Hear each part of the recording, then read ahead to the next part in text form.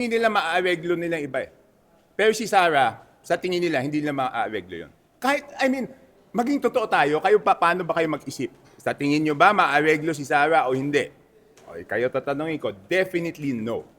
Di ba sir, parang passing judgment naman yun sa ibang tao na pwedeng ma-elect din na presidente? Eh, syempre, I'm entitled to my own opinion, di ba? Opinion ko yun eh. Kahit kayo naman, may opinion kayo eh. Di ba kaya nga tinatanong ko, binabalik ko sa tao, si Sarah ba pwedeng areglohin? Tingin ko hindi. Yung iba ba pwedeng areglohin o hindi?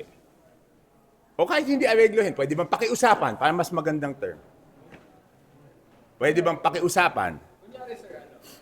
Hindi kasi ang question, bakit ngayon wala pang nananagot? Di ba? Bakit ngayon wala pang nananagot? Kunyari lang, sir, kunyari lang, Lenny Robredo, or for example, Erwin Tulfo, na yung mga medyo na matunog. Do you think pwede silang ariguin or pakiusapan?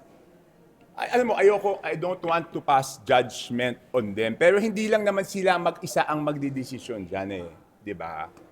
O, di ba? Hindi naman silang isa lang magdidesisyon dyan. Parang tinatanong mo ngayon, bakit ngayon wala pang nangyayari? Naareglo ba yung gobyerno o hindi? Di ba? O lumalambot ba o hindi? Di ba? Pero si Sarah hindi. Hindi, ang sinasabi ko lang, si Sarah, 1,000,000% hindi nila maareglo. So kung ikaw yung merong may kasalanan, gusto mo bang manalo yung 1,000,000% hindi mo maaareglo, 'di ba? Hindi ko hinuhusgahan yung ibang kandidato. Ang sinasabi ko lang, ito siguradong hindi nila maaareglo. Alam ko 'yon at alam nila 'yon.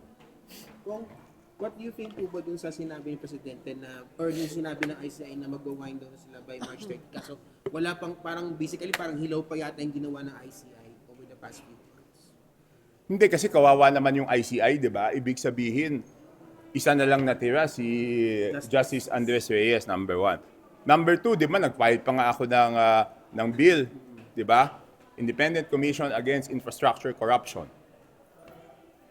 Wala naman nangyari. Kung saan na yun po? Wala na. Wala na, magbe-break na ulit, 'di ba?